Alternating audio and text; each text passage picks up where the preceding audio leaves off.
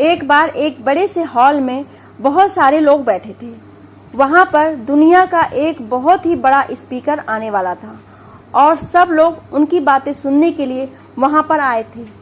लगभग 10 मिनट के बाद वह स्पीकर स्टेज पर आ जाता है और वह बोलता है कि अगर आपने मेरी बात ठीक से सुन ली और समझ ली तो आपकी ज़िंदगी पूरी तरह से बदल जाएगी। उसके बाद वह अपनी जेब से एक बिल्कुल नया चमकता हुआ 500 रुपये का नोट निकालता है और उसको ऊपर करके सबसे पूछता है कि ये नोट आप में से किसको चाहिए। ये सुनते ही सब लोग अपने अपने हाथ ऊपर कर देते हैं। वह स्पीकर बोलता है कि ये नोट मैं आप में से किसी एक को दूंगा, लेकिन इसके लिए आपको थोड़ा वेट करना पड़ेगा। अब वह स्पीकर उस नोट को अपनी मुट्ठी में बंद कर लेता है और थोड़ी देर तक उसको मसलता है। अब उस नए नोट में सल पड़ जाती है और वह थोड़ा पुराना सा दिखने लगता है और वह एक किनारे से थोड़ा फट भी जाता है। उसके बाद वह फिर उस नोट को ऊपर करके पूछता है, अब ये 500 का नोट किसको चाहिए। इस बार भी सभी लोग अपना हाथ ऊपर कर देते हैं। तब स्पीकर ने उस नोट को ज़मीन पर गिरा दिया और उस नोट पर 3-4 बार पैर रख दिया। इससे नोट और भी पुराना हो गया और उस पर थोड़ी मिट्टी भी लग गई थी। फिर उन्होंने उस नोट को ऊपर किया और पूछा कि अब बताओ, अब इस नोट को आप में से कौन लेना चाहता है।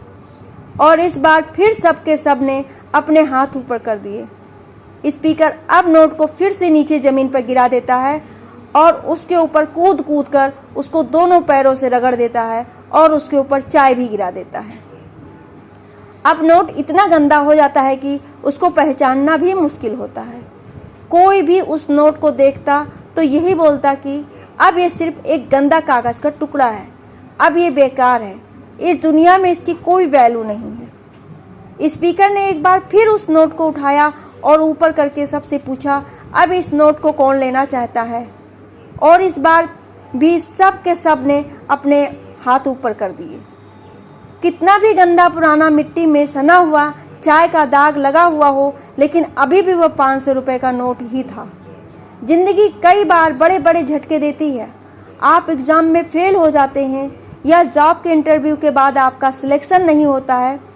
जब आपका बुरा समय चल रहा होता है और आप सिचुएशन का सामना कर रहे होते हैं, तो उसके बाद आपको लगने लगता है कि आप सफलता के लायक ही नहीं हैं। आपको लगता है कि दूसरे लोग आपसे बेटर हैं और आप किसी काम के नहीं हो, आपकी कोई वैल्यू नहीं।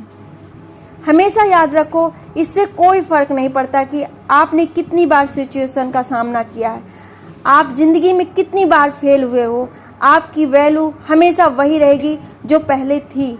आपके पास कुछ खास है जो दूसरों के पास नहीं है और ये कोई भी आपसे छीन नहीं सकता।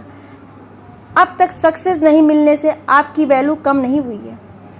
आप अभी भी अपने बारे में कितना भी लो फील कर लो, उससे कोई फ़र्क नहीं पड़ता। जो लोग आपको अच्छे से समझते हैं वो लोग आपके वैल्यू को उतना ही मानेंगे जितना पहले मानते थे। तो अपनी वैल्यू को समझो और कुछ बड़ा करके दिखाओ।